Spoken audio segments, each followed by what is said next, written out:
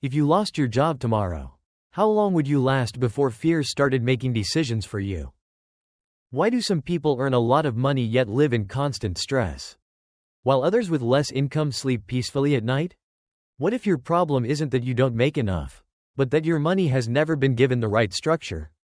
And what if most people aren't poor because they earn too little, but because they're trapped inside a system designed to keep them anxious?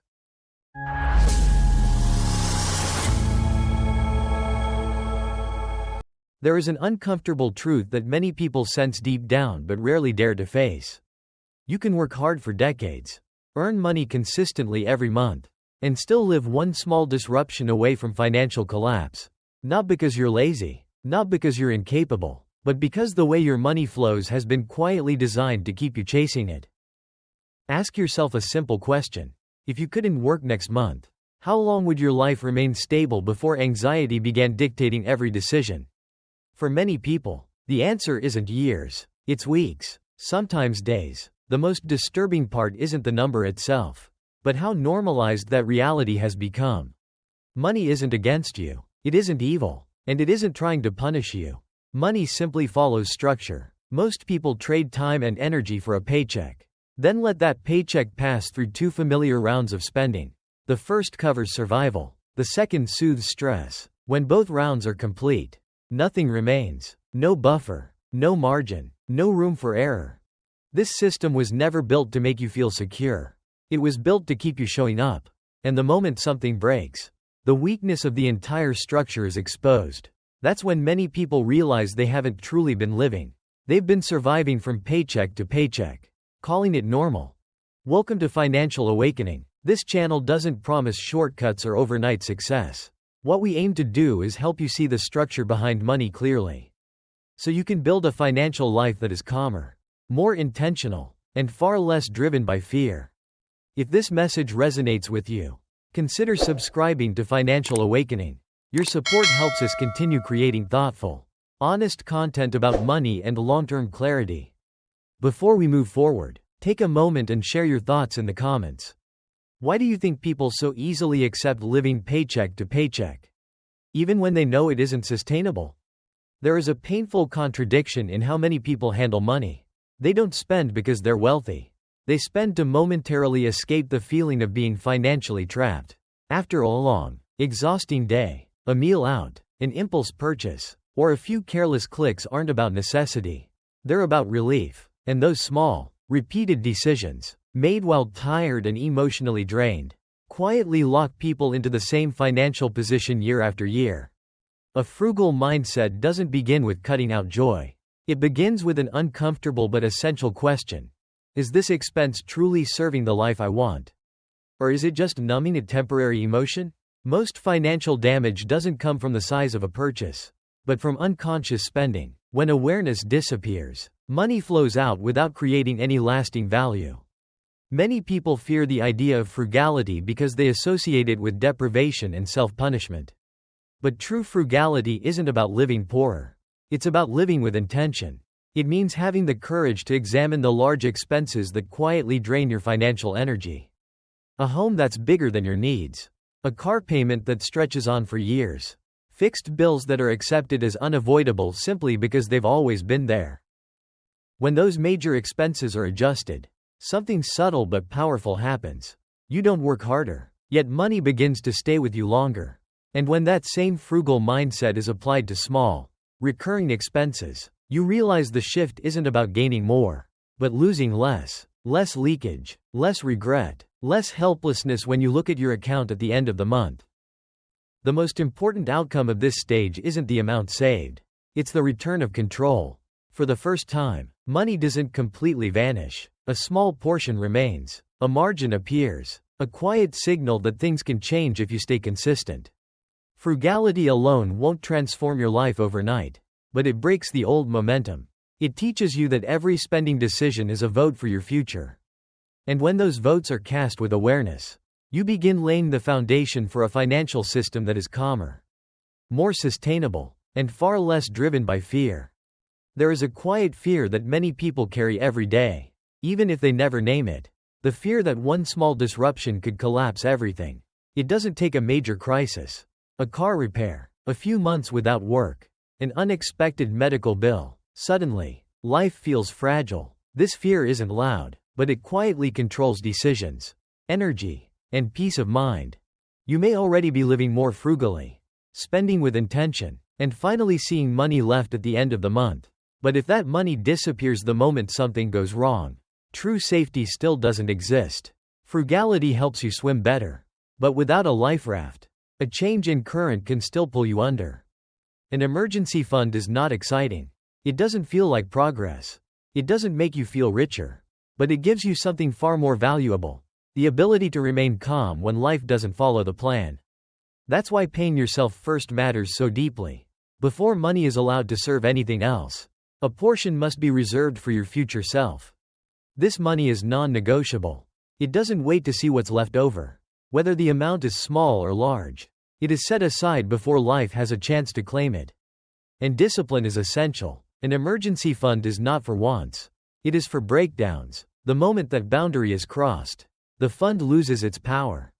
The purpose of an emergency fund is not wealth. It is time. 6 months, 9 months, 12 months of living expenses. Enough time to avoid panic-driven decisions. Enough time to walk away from harmful choices. Enough time to remember that you still have options, even when circumstances shift. As the emergency fund grows, a subtle transformation takes place. You stop living in constant defense mode. Sleep improves. Thinking becomes clearer. Money no longer feels like the only thing holding you together. The paycheck is no longer your lifeline. It becomes just one component of a larger system. An emergency fund doesn't make life flashy, but it quietly changes your relationship with fear.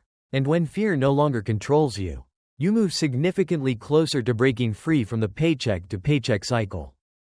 There is a subtle but dangerous stage in many financial journeys.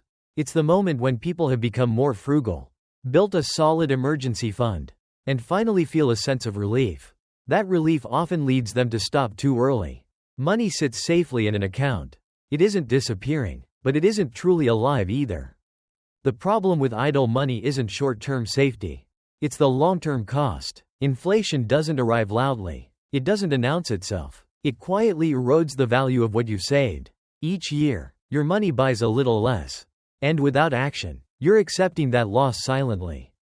In this context, investing isn't about greed or reckless risk-taking. It's the natural next step of a financial system that's maturing. Once your emergency fund is complete, continuing to hoard cash is no longer defensive. It becomes stagnation. Money needs to be placed somewhere it can grow over time, so at the very least it keeps pace with the world moving forward. Many people fear investing because they associate it with volatility, loss, and failure stories. But the greatest risk isn't short-term market movement. It's the reality of having to work forever to compensate for time passing. When all income comes from labor, every break feels expensive. When money begins to grow on its own, that pressure slowly fades. True investing doesn't require superior intelligence. It requires patience. It means accepting boredom, leaving money in the system, resisting emotional decisions, ignoring short-term excitement. Over time, money begins to do what human effort cannot: compound value consistently, even when you're not actively involved. The most powerful outcome of investing isn't the balance on a screen.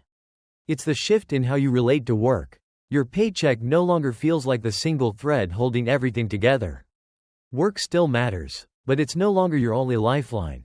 As money starts working for you, life gradually moves from constant defense into a more intentional, proactive state, and that shift marks a major step away from complete dependence on a paycheck.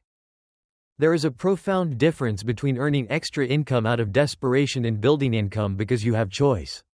Many people rush into side hustles or quick money ideas not because they see opportunity, but because they feel trapped, afraid of falling behind, afraid of losing stability, afraid of not having enough. When fear leads, decisions become short-term, exhausting, and fragile. But once you have a financial buffer and money has begun working for you, something changes. You are no longer backed into a corner. You no longer have to say yes to everything just to survive. And in that space, creativity finally has room to breathe. Expanding and diversifying income isn't about doing everything at once. It's about intentional experimentation, guided by your skills, energy, and values. It might be a small side income that brings consistency. It might be a personal project built slowly after work. It might be a creative path that allows you to earn without constant depletion. The common thread isn't size. It's reducing dependence on a single source. Many people underestimate the psychological cost of relying on one paycheck. When all of life depends on one income stream, you're not just selling time. You're selling peace of mind. Every decision at work becomes influenced by fear. You stay in draining environments. You delay necessary change, not because you don't see the problem, but because you don't have options. When multiple income streams exist, even small ones, your relationship with work shifts. You stop working purely to avoid falling. You begin working for growth, meaning, and alignment. Additional income doesn't just bring money. It brings mental space, space to think longer term, space to choose more wisely. The ultimate goal of this system isn't absolute freedom or flashy wealth. It's resilience, the ability to absorb disruption without collapsing, the ability to lose one income stream and keep moving, the ability to say no, to wait, and to choose paths that fit who you are becoming. This path is not fast. It isn't glamorous, but each step reduces fear and expands choice. And eventually, you realize you're no longer living to avoid risk. You're living to build a life that is intentional, sustainable, and deeply calm. Looking back at this entire journey, the most important insight isn't any single step, but how they come together as a system. Living paycheck to paycheck isn't random. It's the result of missing structure. Without spending boundaries, risk buffers, and assets working for you, money naturally becomes a source of stress. With structure, money becomes a tool that creates calm and choice. The deeper lesson is this: financial freedom doesn't come from earning more overnight, but from reducing fragility in your life. Applying this doesn't require dramatic moves. Start by setting clear spending limits, paying yourself first, building an emergency fund, and allowing time to work in your favor. Small, consistent actions repeated month after month compound into meaningful change. Before we close, I'd love to hear your thoughts. Which step in managing your money feels hardest for you right now? Please leave your answer in the comments so others can learn from your perspective. If you found this valuable, subscribe to Financial Awakening to support us in creating more thoughtful and meaningful content ahead.